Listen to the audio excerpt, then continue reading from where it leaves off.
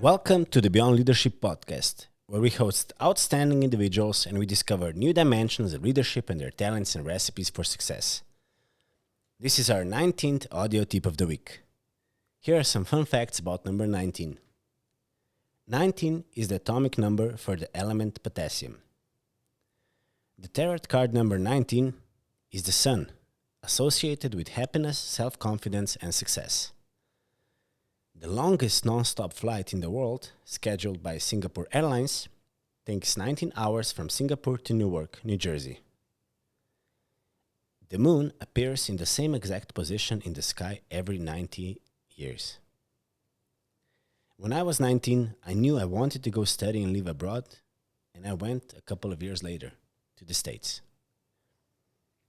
Today's tip of the week is based on the article Financial Targets Don't Motivate Employees, written by McLeod and Lotardo, published in February in 2021 in Harvard Business Review. It's natural for leaders to emphasize the importance of hitting financial targets, but making numbers the centerpiece of your leadership narrative is a costly mistake. Financial results are an outcome, they're not a root driver for employee performance, and a growing body of evidence tells us that overemphasizing financial targets erodes morale and undermines long-term strategy.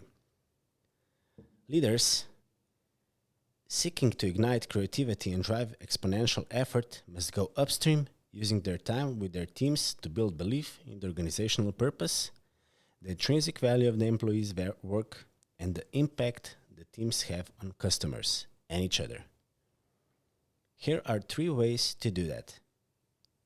First, evaluate your leadership's airtime. When Mike Giannini took over as the CEO of SaaS firm Blackbaud, he flipped the way they conducted town halls. Previous leaders spent the majority of their airtime sharing financial results. Giannini took a different approach. He began using his time to discuss the impact Blackbaud was having on customers, and he directed his leaders to do the same. When people feel good about what they do and they're more successful, they're not going to look for another job. We recommend leaders aim for a 50-50 split, spending at least half their leadership airtime building belief in the meaning and external impact of the work, and half of internal metrics and deliverables.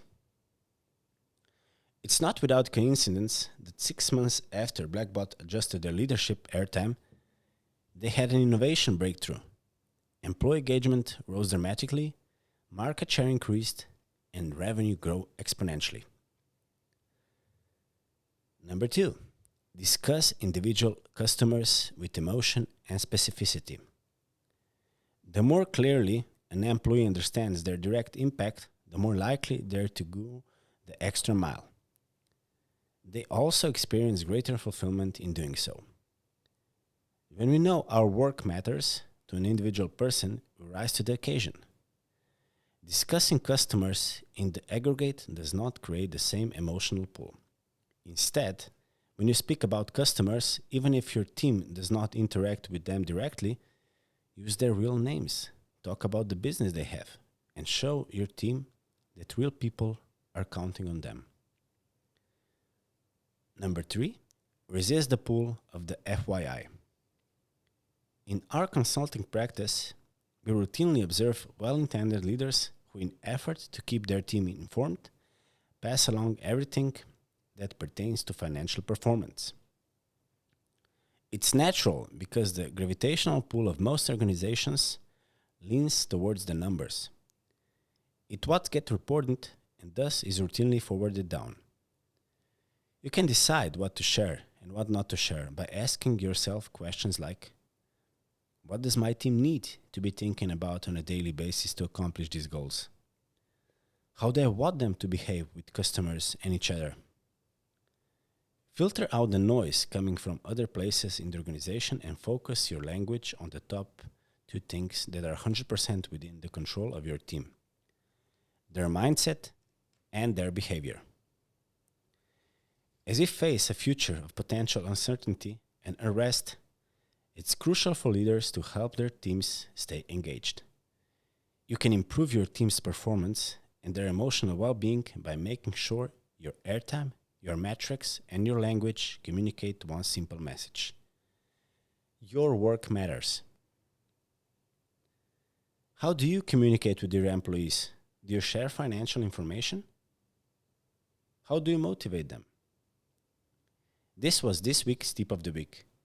Make sure to subscribe and follow us on all podcast channels like Spotify, Apple, Google, Castbox, and also follow us on YouTube, LinkedIn, Instagram, and Facebook. Till next time.